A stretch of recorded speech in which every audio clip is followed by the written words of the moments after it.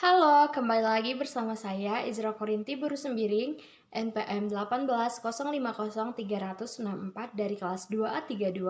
Pada hari ini kita akan belajar tentang Pancasila mengenai simbol, makna, dan penerapannya. Baiklah, kita akan membahas yang pertama yaitu sila ketuhanan yang Maha Esa, yang dimana sila yang pertama ini dilambangkan dengan simbol bintang dengan sudut 5. Nah, bintang dengan sudut 5 ini diartikan sebagai cahaya kerohanian yang dipancarkan Tuhan kepada setiap manusia.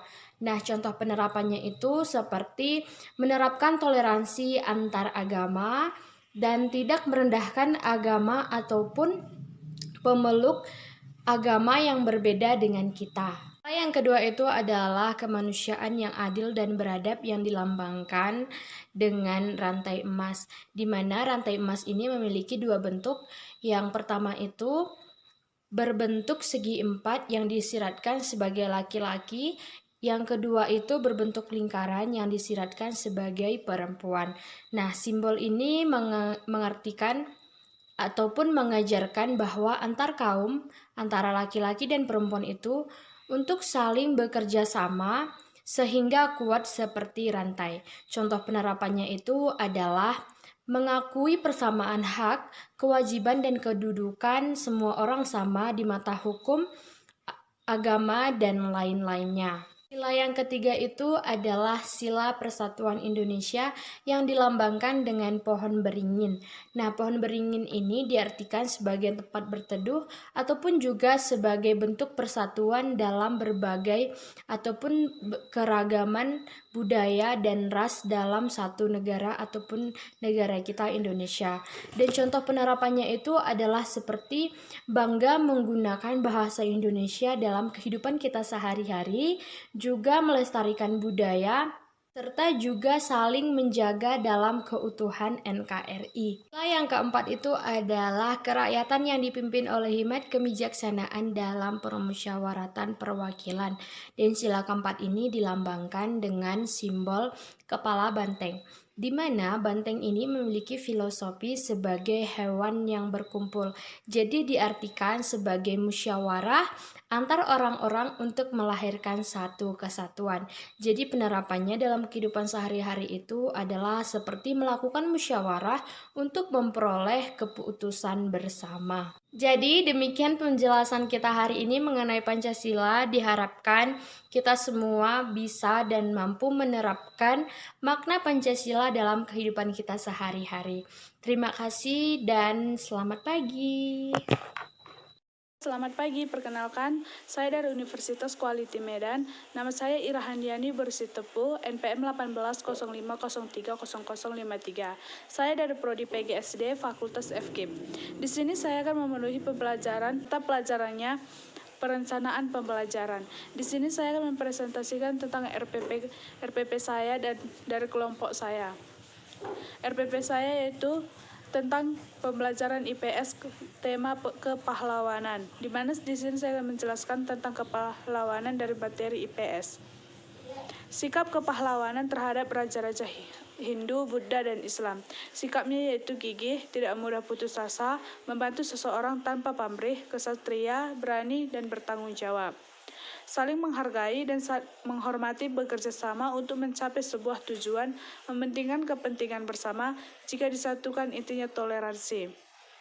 Dan di sini saya akan menjelaskan kepahlawanan dari sikap pahlawan berdasarkan pertanyaan, di mana pertanyaannya yaitu sebagai berikut. Pertama yaitu sikap kepahlawan. Bagaimanakah sikap kepahlawanan? Maka dikatakan di sebuah pahlawan. Yang pertama itu rela berkorban.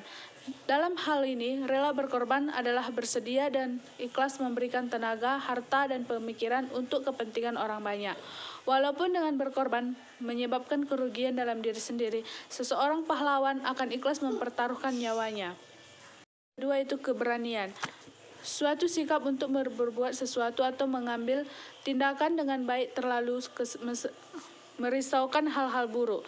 Sikap berani berarti pantang menyerah. Meski pertama mengalami kegagalan, ia akan selalu memikirkan bagaimana kegagalan tersebut tidak terulang untuk yang kesekian kalinya. Ketiga, membela kebenaran dan keadilan. Membela keadilan dengan tidak memihak kepada sesuatu yang telah diketahui salah satu sikap dan tindakan yang adil akan kembali baik kepada diri sendiri dan orang lain, yaitu kesatria.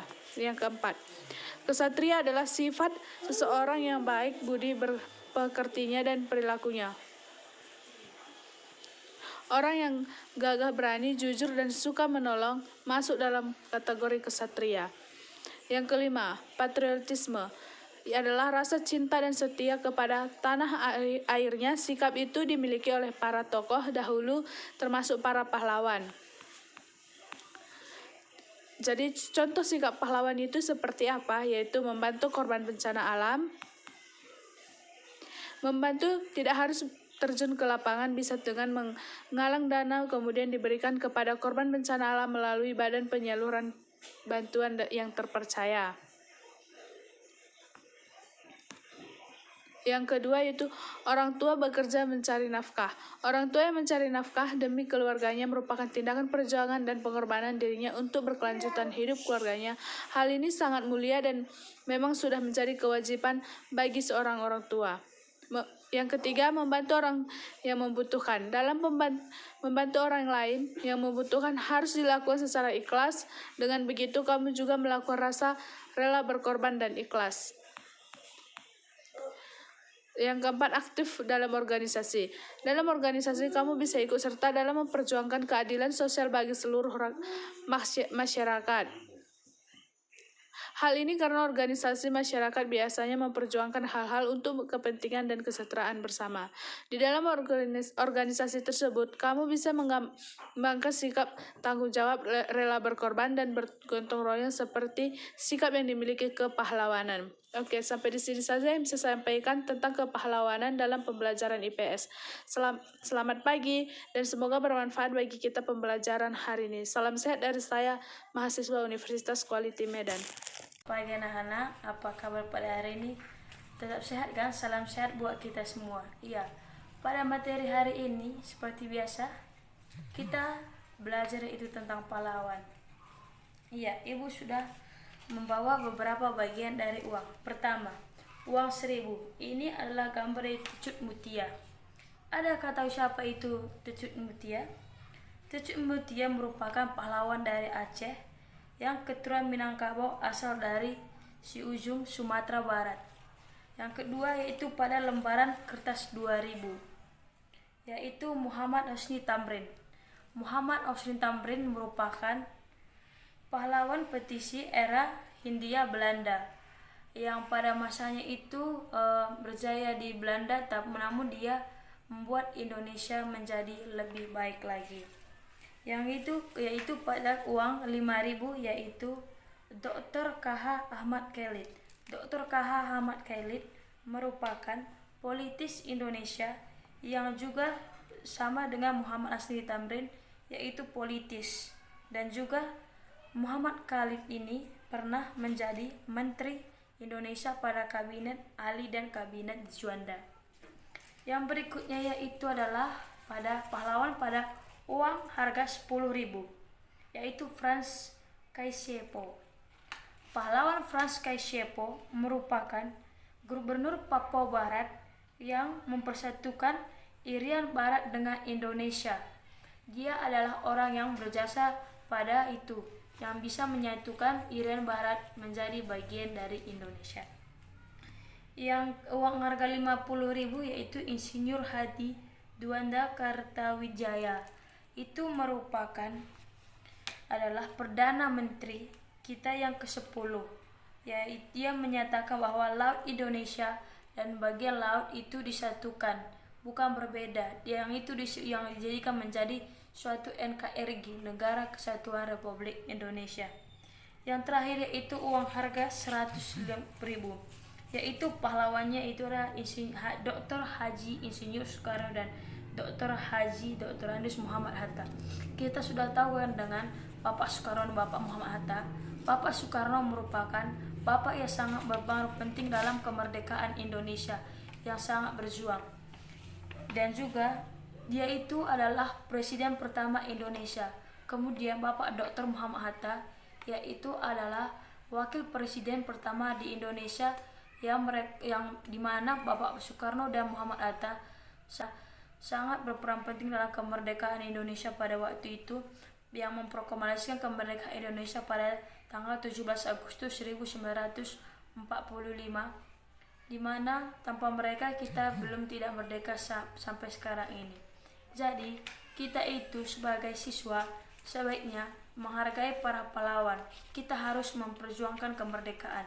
Bagaimana cara kita memperjuangkan kemerdekaan, mempertahankan kemerdekaan?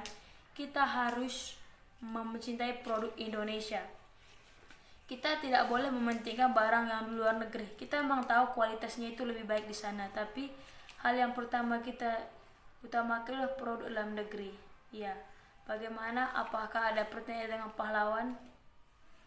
Ya, sekian dari kita pada hari ini. Sampai ketemu minggu depan.